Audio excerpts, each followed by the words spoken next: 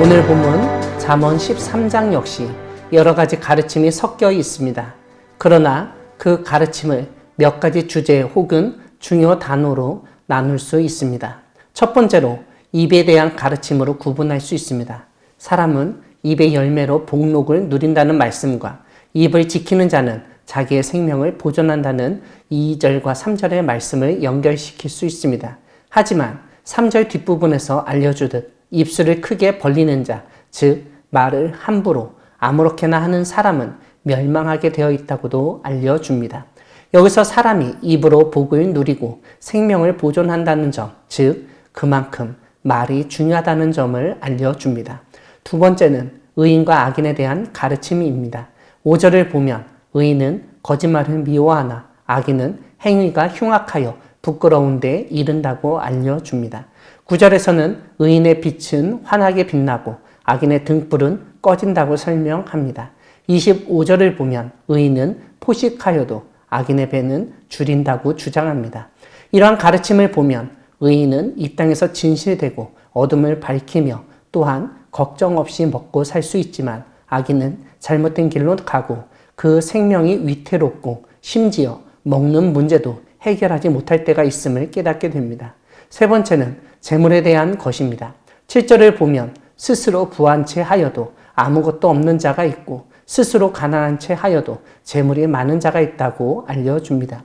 또한 8절에서는 사람의 재물이 자기 생명의 속전일 수 있으나 가난한 자는 협박을 받을 일이 없다고 가르칩니다.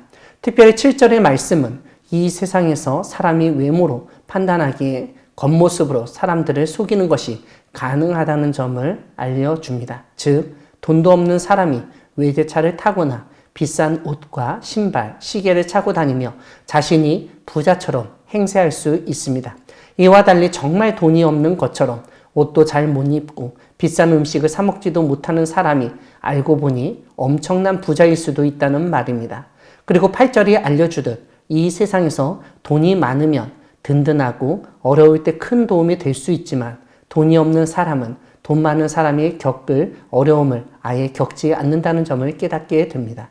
우리가 재물과 관련해서 주목할 점은 22절 뒷부분인데 죄인의 재물은 의인을 위하여 쌓인다고 주장합니다.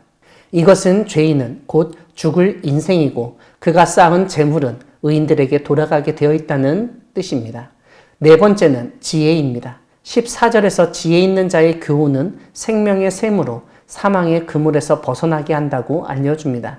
15절을 보면 선한 지혜는 은혜를 베푼다고도 설명합니다.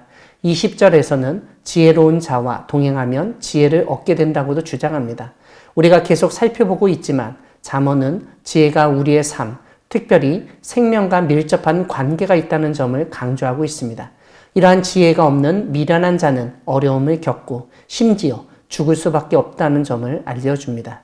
사랑하는 광야교회 성도 여러분, 하나님은 사람이 살아가면서 주의해야 할 점들을 알려주시는 분이십니다. 오늘 우리가 잠언 13장에서 몇 가지 주제로 말씀을 나누어 살펴보았는데 사실 잠언에서 강조하는 내용이 몇 가지 주제에 다 포함됩니다. 잠언은 우리의 입, 입술, 말이 우리 인생에 정말 큰 영향력을 끼친다는 점, 그리고 이 세상에는 악인과 의인이 존재한다는 점, 재물이 사람에게 얼마나 중요한지, 그리고 지혜가 가장 중요하다는 사실을 강조합니다. 입이 정직하고 거짓을 멀리하며 하나님의 말씀을 따르며 의로운 길로 나아가고 하나님이 주신 재물을 나 자신을 위해서만 사용하는 것이 아니라 다른 사람을 위하여 나누어 주며 하나님이 주신 참 지혜를 얻어 참 생명을 얻는 우리 모두가 되기를 소망합니다. 아멘.